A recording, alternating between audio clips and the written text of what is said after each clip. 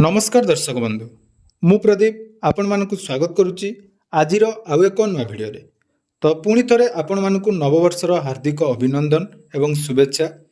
आजिर এই ভিডিওটি समस्त चाषी और भाई भौणी मानक पई गोटे इम्पोर्टाट अपडेट कारण राज्य सरकार तरफ नुआ वर्ष रे जाकि जो माने योग्य हिताधिकारी रहिचंदी बा समस्त योग्य चाषी को चिन्हट करी सेमानकु गोटे यूनिक आईडी प्रदान करा जिवो बोली पूर्वर राज्य सरकार तरफ घोषणा करा जायतिला।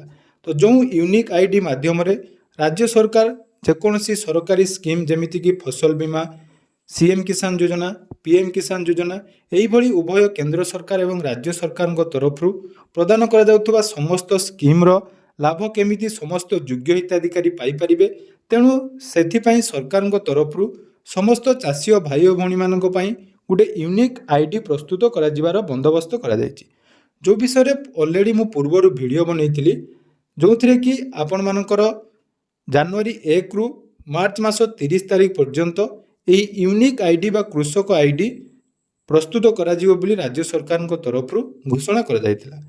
तेणु आज जेहेतु नुआ वर्ष उपलक्षे आपण मानकर बहुत सारा कमेंट आसुची दीर्घ 2 रु 3 दिन है आपण माने टेलीग्राम एवं पूर्व वीडियो रे मध्य बहुत सारा कमेंट करचंदी जे आमर जो कृषक आईडी ऑनलाइन रजिस्ट्रेशन होबो तो सही ऑनलाइन रजिस्ट्रेशन आपण माने केमिति करिवे एवं ऑलरेडी बहुत सारा चाषी भाई भौणी माने मते टेलीग्राम रे मेसेज करथिले जे से माने ऑलरेडी जो पोर्टाल टी रहितिला से पोर्टाल रे निज निजर रजिस्ट्रेशन कर दैचंदी। किंतु आजिर जो अपडेट टी मु आपण मानकु देवा पई जाउची जो अपडेट टी आपण माने जानिबा निहाती दरकार कारण देखो सरकार तरफ जो निष्पत्ति नि चाषी और भाई भौणी मानकु यूनिक आईडी प्रदान करा जिवो तो यही आईडी टी मोस्ट इम्पोर्टाट रहिबो कारण जदि आपण माने यही आईडी टी पाउचंती ताहले आपण माने समस्त स्कीम रो लाभ पाई परिबे। किंतु जदि आपण मानक पाखरे आईडी टी क्रिएट हे पार नहीं ताहले आपण माने कोनोसी भी स्कीम रो लाभ पाई परिबे नहीं। तेणु ये जो आईडी बा कृषक आईडी टी जो मानकु प्रदान करा जिवो तो को माने ये कृषक आईडी पाइबे एवं केमिति आपण मानक रजिस्ट्रेशन हम सहीटा आपण मानक मन रे डाउट रोचे। ऑलरेडी यूट्यूब रे बहुत सारा यूट्यूबर भाई और भौणी माने मु देखुची मते मते बहुत सारा शेयर करचंदी जे से माने आपण मानकर रजिस्ट्रेशन ऑलरेडी आरंभ कर दे सालेनी।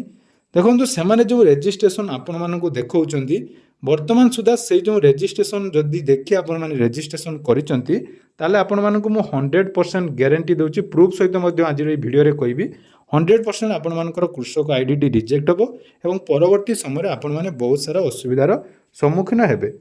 देखंतु आपण मानक जो अपडेट टी गत वर्षटार हमर जो यूट्यूब चैनल खोलिबाटार वर्तमान पर्यंत सब बेले आमे माने चेष्टा करजु केमिति चाषी और भाई भौणी माने समस्त तथ्य सठिक तथ्य पाई परिबे एवं सेथिपई आमे सब बेले यूट्यूब रे कंटेंट शेयर करू जो कंटेंट की आपण मानकर बहुत लोकप्रिय होइचे एवं आपण माने मध्य बहुत सपोर्ट करचंदी जाफल वर्तमान 180,000 सब्सक्राइबर आम पाखे अच्छा।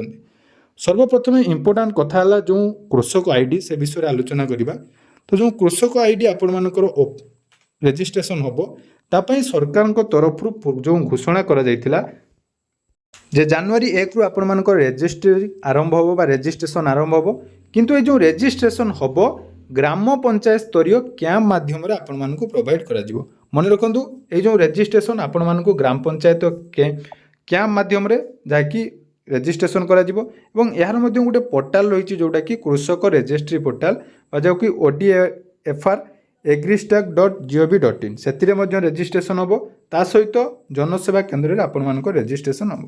किंतु रजिस्ट्रेशन जो आपण मानकर बहुत सारा वीडियो वर्तमान वायरल होची जे ऑनलाइन रजिस्ट्रेशन जदि आपण माने करूचंती ताहले देखंतु आपण मानकर रजिस्ट्रेशन रिजेक्ट होबार बहुत संभावना अछि।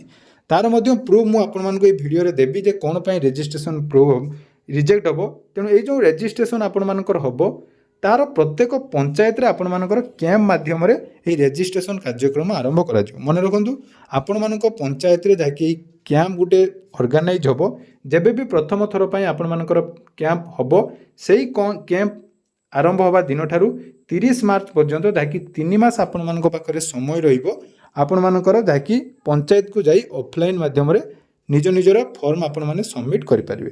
ता सहित जो ऑनलाइन रजिस्ट्रेशन ବର୍ତ୍ତମାନ ସୁଦ୍ଧା ଆରମ୍ଭ ହୋଇନାହିଁ ଏବଂ ଯାହାକି ସୂଚନା ଅନୁସାରେ ଏଇ ଯେଉଁ ଅନଲାଇନ୍ ରେଜିଷ୍ଟ୍ରେସନ୍ ଆପଣମାନଙ୍କର ଜାନୁଆରୀ 10 ତାରିଖ ପରେ ପ୍ରପରଲି କାମ କରିବ ଏବଂ ବର୍ତ୍ତମାନ ଦେଖି ପୋର୍ଟାଲ୍ ମଧ୍ୟ ଚାଲୁନାହିଁ। ପୋର୍ଟାଲ୍ ଆପଣମାନେ ଚେକ୍ କରିପାରିବେ, କିନ୍ତୁ ଅଲରେଡ଼ି ଯେଉଁମାନେ ରେଜିଷ୍ଟ୍ରେସନ୍ କରିଦେଇଛନ୍ତି ବା କେମିତି ରେଜିଷ୍ଟ୍ରେସନ୍ କରିବେ ବୋଲି ଭାବୁଛନ୍ତି ସେମାନଙ୍କ ପାଇଁ ସବୁଠାରୁ ବେଷ୍ଟ ଉପାୟ ରହିଛି ଆପଣମାନଙ୍କର ପଞ୍ଚାୟତ ସ୍ତରୀୟ ଯେଉଁ କ୍ୟାମ୍ପ ହେବ ସେଇ କ୍ୟାମ୍ପରେ ଆପଣମାନଙ୍କୁ ରେଜିଷ୍ଟ୍ରେସନ୍ କରିବା ପାଇଁ ପଡ଼ିବ ଏବଂ ଯେଉଁ ଆବଶ୍ୟକ ଡକୁମେଣ୍ଟ ଯେଉଁଟା ଆପଣମାନଙ୍କର ବି ମଧ୍ୟ ଗୋଟେ ଡାଉଟ୍ ରହୁଛି ଡକୁମେଣ୍ଟ ହିସାବରେ ଯେଉଁମାନଙ୍କର ଜମି ରେକର୍ଡ଼ ଅଛି ସେମାନେ ଯାଇକି ନିଜ ନାମରେ ଏଇଟା କରିପାରିବେ। ତା ସହିତ ଯେଉଁମାନଙ୍କର ନିଜ ନାମରେ ଜମି ନାହିଁ, ବାପା ବା ଜେଜେବାପାଙ୍କ ନାମରେ ଜମି ଅଛି, ସେ ବିଷୟରେ କ୍ୟାମ୍ପରେ ଆପଣମାନଙ୍କୁ ଡିଟେଲ୍ସ କୁହାଯିବ। ତା ସହିତ ଆପଣମାନଙ୍କୁ ଆଉ ଗୋଟେ ଇମ୍ପୋର୍ଟାଣ୍ଟ ଅପଡେଟ୍ ଯାଇକି ମୁଁ ଦେବା ପାଇଁ ଚାହୁଁଛି, ଯେଉଁ ଆପଣମାନଙ୍କର ଯଦି ନିଜ ନାମରେ ଜମି ନାହିଁ ବା ଆପଣମାନଙ୍କର ଯାହାକି ବାପାଙ୍କ ନାମରେ ଜମି ଅଛି ସେମାନଙ୍କ ରେଜିଷ୍ଟ୍ରେସନ୍ କରିବା ପାଇଁ ହେଲେ ଆପଣମାନଙ୍କୁ ଯେ କ୍ୟାମ୍ପରେ କ'ଣ କ'ଣ ଡକୁମେଣ୍ଟ ଲାଗିବ ଏବଂ ଆପଣମାନେ କ'ଣ କେମିତି ଆବେଦନ କରିବେ ସେଇଟା କ୍ୟାମ୍ପରେ ଆପଣମାନଙ୍କୁ ସମ୍ପୂର୍ଣ୍ଣ ଡିଟେଲ୍ସ ଦିଆଯିବ। ଦେଖନ୍ତୁ ଆପଣମାନେ ୟୁଟ୍ୟୁବରେ ବହୁତ ସାରା ଭିଡ଼ିଓ ଦେଖୁଛନ୍ତି, ସେ ଭିଡ଼ିଓର ଆଗେ ସତ୍ୟାସତ୍ୟ ଆଲୋଚନା କରନ୍ତୁ। କାରଣ ଦେଖନ୍ତୁ ଯେଉଁ ଏହି ବିଷୟରେ ମୁଁ ମଧ୍ୟ ଆମର କୃଷି ଅଧିକାରୀଙ୍କ ସହିତ କଥା ହେଇସାରିଛି। ତା ସହିତ ଟୋଲ୍ ଫ୍ରି ନମ୍ବର ଯେଉଁଟା ରହିଛି କୃଷି ହେଲ୍ପଲାଇନ୍ ନମ୍ବର, ସେ ନମ୍ବରରେ କଥା ହେଇସାରିଲା ପରେ ତାଙ୍କର ଅଧିକାରୀ କ'ଣ ସୂଚନା ଦେଇଥିଲେ ସେଇଟା ମଧ୍ୟ ଆପଣମାନେ ଶୁଣନ୍ତୁ, ଯାହାଦ୍ୱାରା କି ଆପଣମାନେ ଜାଣିପାରିବେ ଯେ ମୁଁ ଆପଣମାନଙ୍କୁ ଯେଉଁ ଅପଡ଼େଟ୍ଟି ଦେଇଛି ସେଇଟା ସଠିକ୍ ଅଛି ନା ନାହିଁ। ତେଣୁ ଅନଲାଇନ୍ ଆପଣମାନଙ୍କୁ ରିକ୍ୱେଷ୍ଟ କରୁଛି କୌଣସି ବି ଫେକ୍ ଭିଡ଼ିଓ ଦେଖି ଆପଣମାନେ ବର୍ତ୍ତମାନ ଅନଲାଇନ୍ ରେଜିଷ୍ଟ୍ରେସନ୍ ଆରମ୍ଭ କରନ୍ତୁ ନାହିଁ। ଆଉ ଅନଲାଇନ୍ ରେଜିଷ୍ଟ୍ରେସନ୍ କେବଳ CSC ସେଣ୍ଟରରେ ହେବ ଏବଂ CSC ସେଣ୍ଟରରେ ଆପଣମାନଙ୍କୁ ଯେହେତୁ ଏଇଟା ଗୋଟେ ବହୁତ ଗୁରୁତ୍ୱପୂର୍ଣ୍ଣ ଏବଂ ସରକାରଙ୍କ ତରଫରୁ ଯୋଗ୍ୟ ହିତାଧିକାରୀମାନଙ୍କ ପାଇଁ କରାଯାଇଛି, ତେଣୁ ଯେକୌଣସି ଅଥରାଇଜ୍ ଯେଉଁମାନେ ରହିବେ ବା ଯେଉଁମାନେ ଟ୍ରେଣ୍ଡ ରହିଛନ୍ତି ସେଇମାନେ କେବଳ ଆବେଦନ କରିବେ। ତେଣୁ ଆପଣମାନେ ମୋବାଇଲରେ ଆବେଦନ କରନ୍ତୁ ନାହିଁ। ଯଦି ମୋବାଇଲରେ ଆବେଦନ ହେଲା ତ ନିହାତି ଆପଣମାନଙ୍କୁ ମୁଁ 10 ତାରିଖ ପରେ ଭିଡ଼ିଓ ସେୟାର କରିବି।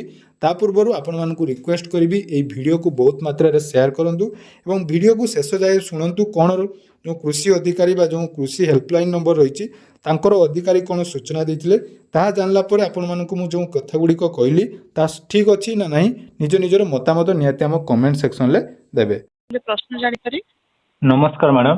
ନମସ୍କାର ଆଜ୍ଞା, କୁହନ୍ତୁ। ମ୍ୟାଡ଼ାମ ଆମ ଯେଉଁ ଓଡ଼ିଶାର ବର୍ତ୍ତମାନ ଗୋଟେ ଫାର୍ମର ଆଇଡି କ୍ରିଏଟ୍ କରିବା ପାଇଁ ସରକାରଙ୍କ ତରଫରୁ ଘୋଷଣା କରାଯାଇଥିଲା, ଆଜ୍ଞା ତାର ଆଜି ଜାନୁଆରୀ 1 ରୁ ମାର୍ଚ୍ଚ 31 ପର୍ଯ୍ୟନ୍ତ ଯାକି ଆରମ୍ଭ ହବ ବା ଆବେଦନ ଆରମ୍ଭ ହବ। ଏଇଟା ଆଜ୍ଞା କେମିତି, ହଁ ଏଇଟା କେମିତି ଆମେ ରେଜିଷ୍ଟ୍ରେସନ କରିପାରିବା? ସେଟା ଯାଇକି କେବଳ ସାର୍ ଆପଣ ପଞ୍ଚାୟତ କ୍ୟାମ୍ପରେ ଯୋଉ ପଡିବ, ପଞ୍ଚାୟତ କ୍ୟାମ୍ପକୁ ଯାଇକି ଆଜି ତ କ୍ୟାମ୍ପ ଷ୍ଟାର୍ଟ ହେଇଗଲାଣି, ତ ଆପଣ କ୍ୟାମ୍ପରେ ଯାଇକି କରିପାରିବେ। ଆଜ୍ଞା। ଯଦି ଜନସେବା କେନ୍ଦ୍ରରେ କରିବାକୁ ଚାହୁଁଥିବେ, ଜନସେବା କେନ୍ଦ୍ର ପାଇଁ ଟାଇମ୍ ଅଛି, ମାନେ ବର୍ତ୍ତମାନ ତ ଆପ୍ଲାଏ ହଉନି, ସେଟା 10 ତାରିଖରୁ ଆପ୍ଲାଏ ହେବ, ଜାନୁଆରୀ 10 ତାରିଖରୁ, ବୁଝିପାରୁଛନ୍ତି? ଆଜ୍ଞା। ହଁ, ତାହେଲେ ଯଦି ଜନସେବା କେନ୍ଦ୍ରରେ ଆପ୍ଲାଏ କରିବାକୁ ଚାହୁଁଥିବେ ତାହେଲେ ଅପେକ୍ଷା କରିବାକୁ ପଡ଼ିବ। ଯଦି କ୍ୟାମ୍ପରେ ଆପ୍ଲାଏ କରିବେ ଆଜି କିମ୍ବା ଆଜି ପର୍ଯ୍ୟନ୍ତ ଷ୍ଟାର୍ଟ ହେଇଛି, ଆପଣ ଯୋଉ ଡେଟ୍ରେ ଯାଇକି କରିପାରିବେ। ହଁ ମ୍ୟାଡ଼ାମ, ଏ ଯୋଉ କ୍ୟାମ୍ପଟା କ'ଣ ମାନେ ଗୋଟିଏ ଦିନ ପ୍ରତି ପଞ୍ଚାୟତରେ ହେବ ନା ଏଇ ଲଗାତାର? ଏଇଟା 2 ମାସ ଧରିକି ଚାଲିବ। ହଁ, ମାନେ ଆମେ ଯେତେବେଳେ, ହଁ ଜଣେ ଚାଷୀ ଯେତେବେଳେ ଚାହିଁଲେ ସେ କ୍ୟାମ୍ପକୁ ଯାଇକି ରେଜିଷ୍ଟ୍ରେସନ କରିପାରିବେ। ଆମେ ପର୍ଟିକୁଲାର ବି କହିପାରିବୁ ଯେତେବେଳେ ଯାଇକି ହଁ ନାଇଁ ମାନେ ମୁଁ କହିବା ପାଇଁ ଚାହୁଁଛି ଆମ ପଞ୍ଚାୟତରେ ଧରାଯାଉ ଆଜି ନ ହେଇକି 5 ତାରିଖ କି 10 ତାରିଖ ଆରମ୍ଭ ହେଲା, ତ ଯେବେଠୁ ଆରମ୍ଭ ହବ ତାପରେ ହଉଛି ଆଉ ଆରମ୍ଭ ହବ। ତ ଅନଲାଇନ ବର୍ତ୍ତମାନ ଦେଖନ୍ତୁ, ହଁ ସେଇଟା। ଆଉ ମ୍ୟାଡ଼ାମ ଯୋଉ ଅନଲାଇନରେ ଗୋଟେ ଯୋଉ ଦେଇଥିଲେ ଯୋଉଥିରେ ରେଜିଷ୍ଟ୍ରେସନ ହବ କ'ଣ ଗୋଟେ କ'ଣ ଥିଲା ସେଟା ଏଗ୍ରି କ'ଣ ଗୋଟେ ଷ୍ଟେକ୍ ନାଇନ୍? ଆଜ୍ଞା, ହଁ ହଁ। ତ ସେଇଥିରେ ଯଦି ଜଣେ ବର୍ତ୍ତମାନ ସେଲ୍ଫ ଲଗ୍ଇନ୍ କରିବ କି ନାହିଁ? କାରଣ ସେଠି ଆଜ୍ଞା ସେଲ୍ଫ ଲଗ୍ଇନ୍ କଲେ ସାର୍ କ'ଣ ହଉଛି, ରେଜିଷ୍ଟରଟା ମାନେ ଗଭର୍ଣ୍ଣମେଣ୍ଟ ତରଫରୁ ଯେହେତୁ ବର୍ତ୍ତମାନ ସୁବିଧାରେ ସେଲ୍ଫ ୱିଣ୍ଡୋ ଯୋଉଟା କରୁଛନ୍ତି, ସେଲ୍ଫ ୱିଣ୍ଡୋରେ କ୍ୟାନସଲ କରିଦଉଛନ୍ତି, ବୁଝିପାରିଲେ? ଆଜ୍ଞା। ସେଟା ମାନେ ଆପଣ ଜନସେବା କେନ୍ଦ୍ରକୁ ପ୍ରୋଭାଇଡ କରାଯାଇଛି, ସେମାନେ ହିଁ କରିପାରିବେ। ଆଜ୍ଞା, ତାହେଲେ ସେଲ୍ଫ ରେଜିଷ୍ଟ୍ରେସନଟା ହବାର ଚାନ୍ସେସ୍ ବହୁତ କମ୍। ହଁ, ସେଟା ପ୍ରାୟତଃ ରିଜେକ୍ଟ ହଉଛନ୍ତି ଯୋଉମାନେ ବର୍ତ୍ତମାନ ଗଭର୍ଣ୍ଣମେଣ୍ଟ ଅନୁସାରେ ଯୋଉଟା ସେଲ୍ଫ ୱିଣ୍ଡୋରେ ଯୋଉମାନେ କରୁଛନ୍ତି ସେମାନଙ୍କର ପ୍ରାୟତଃ ରିଜେକ୍ଟ ହଉଛନ୍ତି। ଆଜ୍ଞା, ଯାହା ମେସେଜ ଆସୁଛି, ତ ସେଟା ଆପଣ ବେଟର ହବ ଆପଣ ସିଏମ୍ କିଷାନ ଓପେନ୍ ମାନେ ସିଏମ୍ କିଷାନ ଯୋଉଠୁ ଷ୍ଟାର୍ଟ ହବ କରିପାରିବେ। ଯଦି ଆପଣଙ୍କୁ ସୁଇଟେବଲ ହଉଛି ପଞ୍ଚାୟତରେ ଯାଇ କରିପାରିବେ। ହଁ ସେଇଟା ଗଲା। ଆଉ ମ୍ୟାଡ଼ାମ ଯୋଉ ତାର ଗାଇଡଲାଇନ ବିଷୟରେ କ'ଣ କିଛି SOP କି ଆମର, କାରଣ ଦେଖନ୍ତୁ ସେ ଯୋଉ ନୋଟିସଟି ଆସିଥିଲା ଯୋଉ ପେପରରେ ଯୋଉଟା ପ୍ରୋଭାଇଡ କରାଯାଇଥିଲା, ଟ୍ୱିଟରରେ ମଧ୍ୟ ମୁଁ ଦେଖିଥିଲି, ସେଥିରେ ଆମର 2 ପ୍ରକାର ରହୁଛି। ଗୋଟେ ହେଲା ଚାଷୀ ଯୋଉମାନେ ଅଛନ୍ତି, ମାନେ ଯୋଉମାନଙ୍କ ନାଁରେ ଅରିଜିନାଲ ହଉଛି ନାଁ ଅଛି ହଁ ଓନର, ଆଉ ଗୋଟେ ରହୁଛି ଯୋଉମାନେ ଧର ଉତ୍ତରାଧିକାରୀ, ଧରାଯାଉ ମୋ ବାପାଙ୍କର ନାମରେ ଜମି ଅଛି, ତ ସେଇଟା ମୁଁ କେମିତି କରିବି? ହଁ ଆଜ୍ଞା ଯଦି ଆପଣଙ୍କର କୌଣସି ରିଲେଟିଭ ମାନେ ଆପଣଙ୍କର କିଛି ହେଇଥିବେ ବାପା ହୁଅନ୍ତୁ ଜେଜେବାପା ହୁଅନ୍ତୁ କିଛି ବି ଯଦି ଆପଣଙ୍କ ତାଙ୍କ ଚାଷ କରୁଥିବେ ତାଙ୍କର ଡେଥ୍ ସାର୍ଟିଫିକେଟ ବି ଦେଇପାରିବେ ତ ଏଇ ସବୁ ଦେଇକି ଆପଣ ସେଠି ପଞ୍ଜୀକରଣ କରିସାରିଲା ପରେ ରେଜିଷ୍ଟ୍ରି କରିବେ। ହଁ ନାଇଁ ମ୍ୟାଡ଼ାମ ଧରାଯାଉ ବାପା ଏବେ ଅଛନ୍ତି ବାପାଙ୍କର ବୟସ ଅଧିକା ହେଲାନି ତ ମୁଁ ଚାହୁଁଛି ଧର ମୋ ନାଁରେ କରିବା ପାଇଁ ତାହେଲେ ସେଠି କ'ଣ ଡକୁମେଣ୍ଟ ଆବଶ୍ୟକ ହବ?